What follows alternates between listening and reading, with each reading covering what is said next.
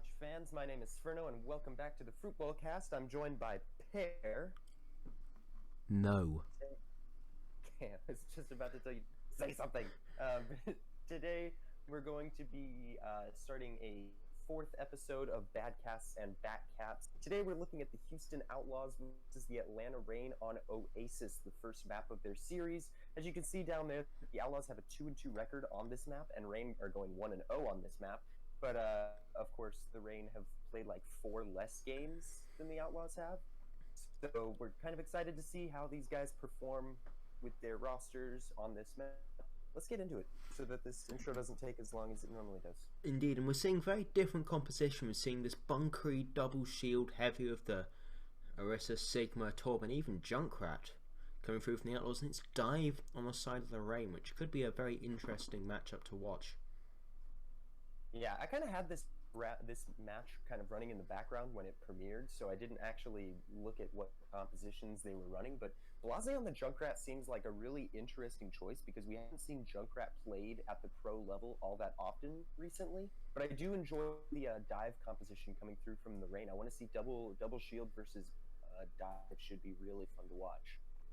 Yep. I think whichever team executes their respective compositions better will get the edge in this match. Yep, Dante switched over to the Echo, who's going to have some dominance in the end. There's not much on the side of the Reign that can really deal with this character. Dogman to try and throw a few shots at him, but mobility that Echo possessed make it hard, and now he's spotted Gator in the backline. He's forced to leap out. It's a big Bionade in from Dogman, picking up 3 members of the Outlaws. Immortality field to respond to that from Rockers. FRD eats up the proc bombs. Or sticky bombs, even as now the fight goes in. The Outlaws are just playing in this little room in the Reign. They can't really do much to touch them. But Mecha getting booped out is bad news for him, and he gets focused down by the entirety of the Reign. Now Gator looking to capitalize on this. They've got the kill and they've got the point unlocked, so they can just wait it out. They're playing so split that Blase doesn't get any value, and Dante fails an assassination onto Dogman. Now this has to be full on retreat for the side of the Outlaws. You can't fight this 4v6. Another nade goes in, catches Blase. So some of the things that I would see here that would be good for the Reign to do is, of course, they've got the Sombra to counter Echo, and well, they did have the Sombra to counter the Echo, but they didn't use it as effectively as they could have. They had to rely more on Edison waiting for that Echo to land, or for Dante to land, so that they could get the pick off. So the adaptability is good. They're learning to use the characters in new ways to counter some of these new heroes, but looking like a really big composition swap for the Outlaws. They switched quite a few of their players. Half their team shifting over. They've gone to the Torb. Blase, so oppressive against Edison. Will be looking to play on the flank. See Baby getting pressure out the turret. EMP comes in, catches 2. Raucous also gets slept up, and Moon's been put into a far more permanent sleep by Dogman's nade. Now Edison looking for this tracer duel of Edison, whilst with Dante, even as the rest of the Reign try to engage Blitzer. Baby getting hit by a hook from Mecha and finished off by Blase. So now the Outlaws can refight this.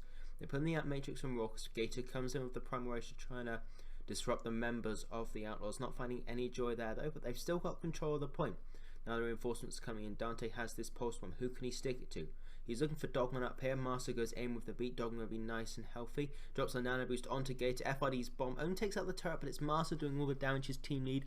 Mooma falling, Gator getting hooked, but he'll be kept nice and healthy. Nano boost keeping him very stable throughout all that. Immortality feels already been forced up. Edison falling to Mecha. That's twice he's enabled key kills at the start of the fight, but Jexay falling is not what the Outlaws need. Now they're forced to trickle onto this point.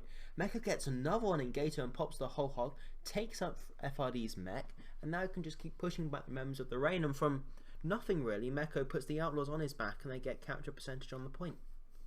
Yeah, so for the future of these fights, they need to start using Meko to start engagements a little bit more. I know that seems kind of odd, but they need Meko to start landing hook and pulling members in like the McCree or the May to take them out before the fight even starts. If you can get a Lucio, or you can get really just anybody that you can pull in and focus down, will make a huge difference in any team fight. So they've got to rely on Meko to start landing these hooks. FRD switching over to the Sigma will make it harder for him to do that. Movement's Bongo not going to find too much value as the Reign just disengage around the corner. It's pretty much going to be running out of duration now, and the Orisa falls though herself, and Movement's forced to back up. Now there's still a good few ults online. Raucous uses Amp Matrix to just zone the rain off further. They can't fight into this much damage, and Meko is on the flank in this little right room, not finding anything. Pulls in with the pull there from Muma, and Dante doesn't yield any kills though. Now FRD, he sees a few tanks in the side room, and he's going to start going to work. Gets the rock onto Dante, finishes him off with the hyperspheres. What next? Blase drops the molten core, not going to find any joy with that one. Doing some damage onto Edison, but just uses the wall to escape. Finishes him off though. Steps back into the second pile of goo as Dogman uses the coalescence to pressure down some targets of the Outlaws, but there's just not enough damage coming through. Gator's already fallen over, but they've got the flip on. 99% is theirs. FRD with a fast flux into the little room on the side there, takes out the top. That's a huge pull from Muma, knocking 2 down. Gator's going to get cleaned up, and Master's beat is now rendered useless by the fact half the team just running back up the stairs, and the Outlaws will flip it back. 70% online for them. It's looking winnable. Yeah, it looked like Blase held on to his molten core just a little bit too long. I think they could have made that fight last, or not last nearly as long had he dropped it right at the entrance to that choke point, or the entrance to the point, to try to funnel them into that side room and then catch them there. There's so many uses for the molten core that he didn't take advantage of. He just kind of used it as a last-ditch attempt to keep those guys from advancing any further. Oh, that's disappointing. That's really disappointing. It's a long game he's playing as he goes in on Blase, takes him out of the flash fan. You got any more, Baby Bay? Muma's going to fall to Masters. Lucio now. Who next? There's no mortality field, and there's no Tracer now, taken up by the coalescence from Dogman. The flip is in. Can they even tag in Raucous off his body? It doesn't even make it on. Jexe, Meko, and Blase, they're the last men standing, and they'll be the last men to fall as Atlanta Reign take the first round, 100-99. Yeah, that's really unfortunate, because it looked like the picks that the Outlaws had didn't seem advantageous to them, but they played them really well, and I would have hoped that it kind of pulled out in the end. But the Torbjorn Tracer, I think was the combo. Torbjorn Tracer, was it Tracer that they were running? Yes, it was. It was Tracer against McCree May.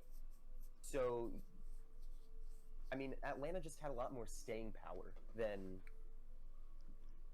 the Outlaws did. I don't know, that was a really weird composition to run, and it didn't pay off for them. So let's see how they change it up in the next round. And it looks like they're going dive, which is a choice specifically for this point, because this point has the architecture that you need to run dive, because you can get up on the high ground, and there's high ground surrounding the entire point. But Atlanta Reign are going to try to match that. They both kind of have the same idea, so they're both going to be fighting for position in the early game. Exactly as you can see Meko flying up on high ground to take it early. That's what dive thrives on, is that high ground advantage.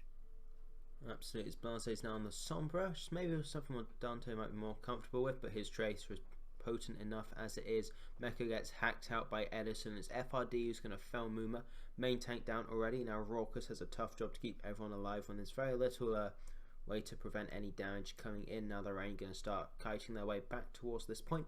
Dogman's forced to fade out of the crosshairs of Dante, but he'll survive this alright, as the Outlaws have to back out to try and regroup up and then fight this again pretty quickly.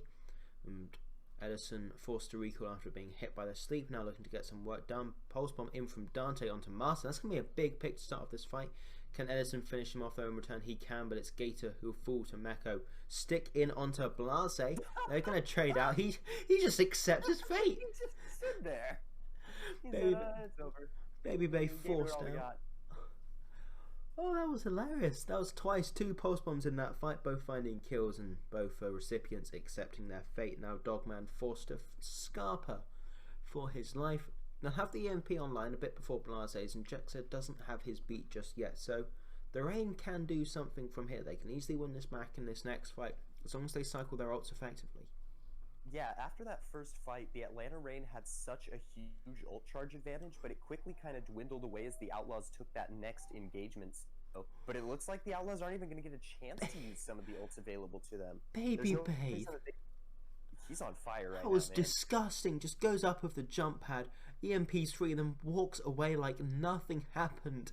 Get out of this house, as a certain Australian caster would say. Now Muma uses the primal to stay alive, but alas, his survival was not guaranteed. They beat him from Jexe as well. They want to win. EMP catches free, but there's just not enough damage to come through, and Edison's got plenty of that for the side of the Reign. He's going to pick up 3 final blows at the end there. Dante's going to stall out for as long as he can, and was that really the investment you needed? No, I was just about to comment on that going into this next fight, the Atlanta Reign are going to have an easy hold on their hands because they've got four ults online compared to the Houston Outlaws 0 because they wasted them all trying to stall on the point. I mean, they could have just given it up and then have 5 ults to invest in the next push. But unfortunately, by wasting them, this fight is not going to go the way that they want it to. Because if push comes to shove, the Reign can just invest the ults. That's a great eat from Mech onto Edison's pulse one, but it's going to be too little to have any effect as FRD guns down Jexa with the micro missiles. Edison going to take up Dante, and FRD's going to pick up 2 more. Absolutely just owning on this diva. Yeah, but that's exactly what we kind of expected would happen. You know, the Reign thought that the fight was going on too long, so they said, okay, well, now we're just going to start using ults, and all of a sudden the Outlaws were kind of trapped. They got This eliminated. Is cheeky. Initiate with the self-destruct. Great start to a fight. Getting Muma. There's no main tank, and now they're falling like dominoes. Yep, Blase and Jexa both going to fall now to the pressure of the front line. Dante is the last man to try and get a stolen on the point. Rourke is just using a coalescence because he has it to burn. Can he even step onto this point? Dante can around the back as Master. He's hunting him down. Look at this pressure onto Dante here. Taken up by Lucy of all things. This Master's going to rotate back around towards his choke. Gage is going to pressure up this front choke point as the Winston FRD does get hit by the hack. Edison sticks Jex, so that should be more than enough to really secure the fight. FRD just going in onto Muma here, but Blase does kill Gator, so it could be winnable as long as Outlaws play their cards right. FRD's got his mech back though, or bomb even. He's just going to go in onto Blase, take him out. Now can anyone realistically stall? They've got 4 on point, but they're all low, depleted of health as they have to step off to stay alive, and they step off to lose. Yeah, that was really, really disappointing that the Outlaws managed to let themselves get dominated in such a fashion and kind of set the stage for the rest of the game as well. Because as we saw, they never kind of come back from this. They lose 3-0 in the end of the series. Absolutely, it's a tough map to lose. It was very winnable, definitely the first one, but that invest when they were losing that fight. It's probably what cost them City Center. Yeah, I completely agree. But thank you guys so much for watching this Houston Outlaws versus Atlanta Reign on Oasis. We had a lot of fun casting it. We hope you guys have a lot of fun watching it. Kind of a shorter video today. We're going to start producing shorter videos because it seems to be what you guys enjoy. And if you liked it, go ahead and subscribe, like the video, comment, all those fun things that you guys like to do. And we will see you in the next video.